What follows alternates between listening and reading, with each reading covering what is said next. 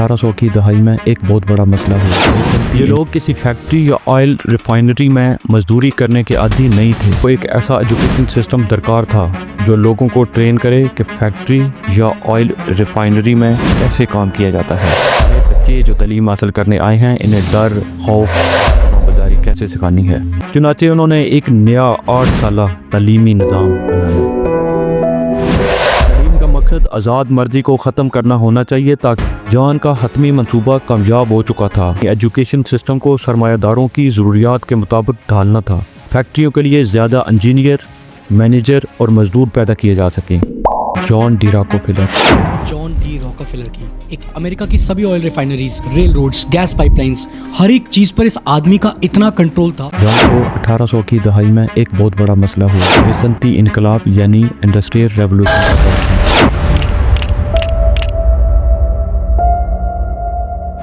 और जॉन के पास एक बहुत बड़ी ऑयल की अंपायर थी। His net worth is now over $150 million. मसला ये था कि जॉन को अपनी इस ऑयल एम्पायर को चलाने के लिए वर्कर्स की ज़रूरत थी। वो कोई आज का ज़माना तो था नहीं कि आप ऑनलाइन एक जॉब की पोस्ट लगाओ और तालीम याफ्ता डिग्रियों वाले लोग अपनी डिग्रियां उठाए, टाई कोट पहने हुए आपके दरवाजे पर आ जाएंगे। क्योंकि लोग उस वक़्त ज़्यादातर गांव देहात में रहते थे, अपनी खेती बाड़ी या छोटे कारोबार करते थे।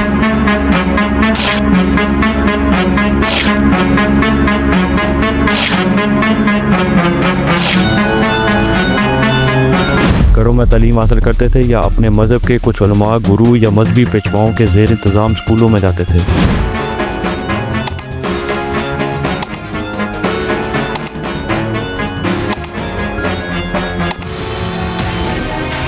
इन स्कूलों की कोई बिल्डिंग नहीं हुआ करती थी या कुछ को बिल्डिंग मुयस्सर भी थी, जैसे मस्जिद, गुरुद्वारा या मंदिर। ये लोग किसी फैक्ट्री या ऑयल रिफाइनरी में मजदूरी करने के आदी नहीं थे।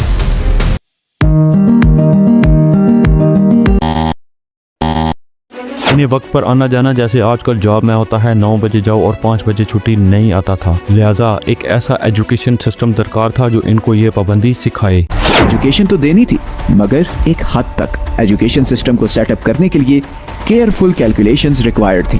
कम और बहुत बड़े पैमाने पर आबादी को एक ऐसा एजुकेशन सिस्टम दरकार था जो लोगों को ट्रेन करे कि फैक्ट्री या ऑयल रिफाइनरी में कैसे काम किया जाता है। लेकिन याद रखें, एक ऐसा एजुकेशन सिस्टम होना चाहिए जिसमें ज़्यादा तालीम ना हो। कम एजुकेट करेंगे तो लोग आपके बिजनेस के लिए यूजलेस हैं।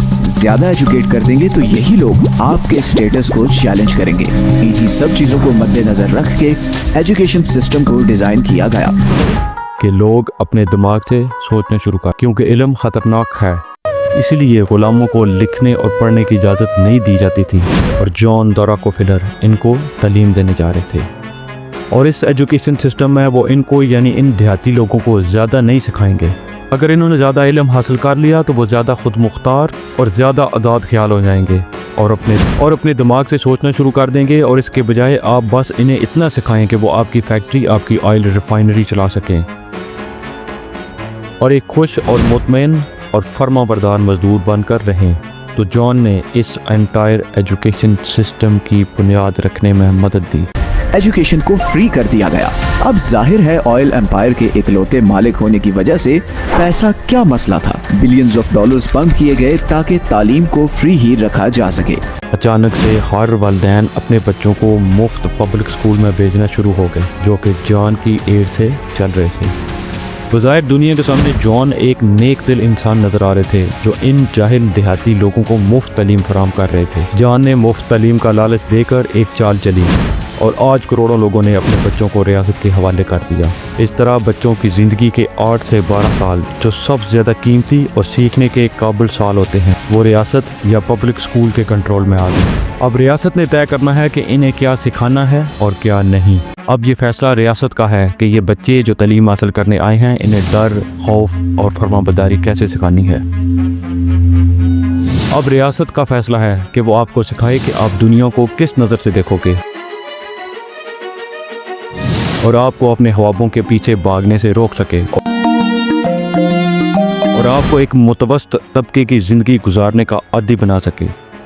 وہ آپ کو سکھائیں گے کہ اگر آپ احکامات کی پیروی نہیں کرتے تو آپ ناکام ہو۔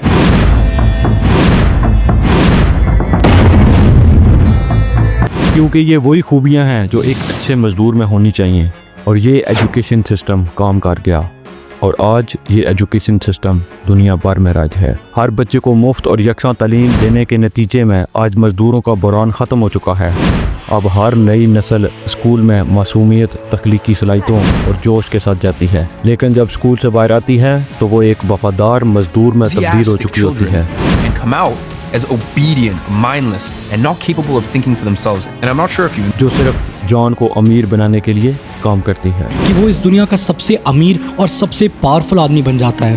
یہ ایجوکیشن سسٹم صنعتی ضروریات کو پورا کرنے کے لیے بنایا گیا تھا، کیونکہ جان کو زیادہ ورکرز کی ضرورت تھی، لیکن یہ صرف جان نہیں بلکہ دوسرے بہت سے امیر انڈسٹریلسٹ صنعتکاروں نے اس ایجوکیشن سسٹم میں اربوں ڈالرز کی انویسٹمنٹ کی۔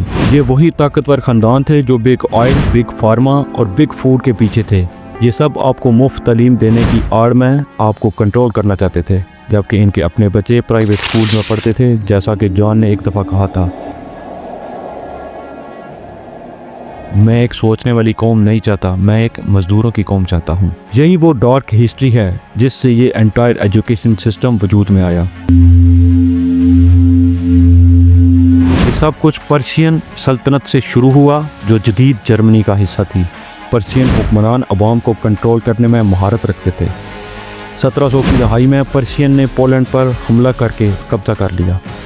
اب ان کے پاس ایک مسئلہ تھا، وہ پولینڈ پر حکومت تو کر رہے تھے، لیکن پولش لوگوں کو اپنے نئے جرمن حکمرانوں کو قبول کرنے پر کیسے مجبور کریں۔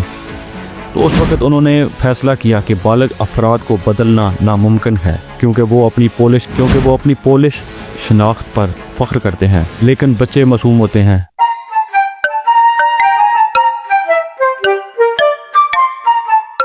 چنانچہ انہوں نے ایک نیا 8 سالہ تعلیمی نظام بنایا، جہاں بچوں کو بنیادی طور پر لکھنے، پڑھنے اور احکامات ماننے کی تربیت دی گئی۔ پرشین فلسفر نے اس تعلیمی ماڈل کو بیان کرتے ہوئے لکھا، تعلیم کا مقصد آزاد مرضی کو ختم کرنا ہونا چاہیے، تاکہ جو لوگ تعلیم حاصل کریں وہ باقی زندگی صرف وہی کریں جو ان کے اساتذہ چاہتے ہیں۔ جان کا حتمی منصوبہ کامیاب ہو چکا تھا، اب تک سکول لازمی ہو چکا تھا، لیکن مسئلہ یہ تھا کہ کوئی معیاری نصاب نہیں تھا۔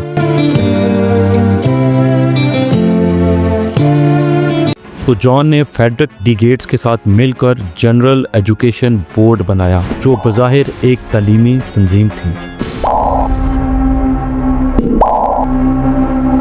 تو اس تنظیم کا مقصد تعلیمی نظام یعنی ایجوکیشن سسٹم کو سرمایہ داروں کی ضروریات کے مطابق ڈھالنا تھا۔ اور اس کے بعد کیا ہوا؟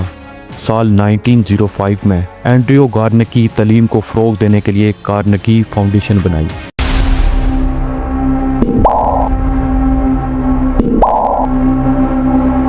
تاکہ فیکٹریوں کے لیے زیادہ انجینئر، مینیجر اور مزدور پیدا کیے جا سکیں۔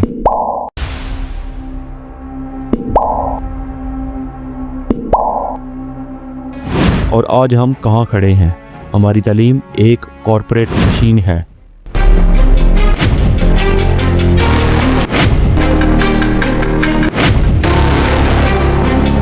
جو جان راک فیلر کے خواب کو حقیقت بنا رہی ہے۔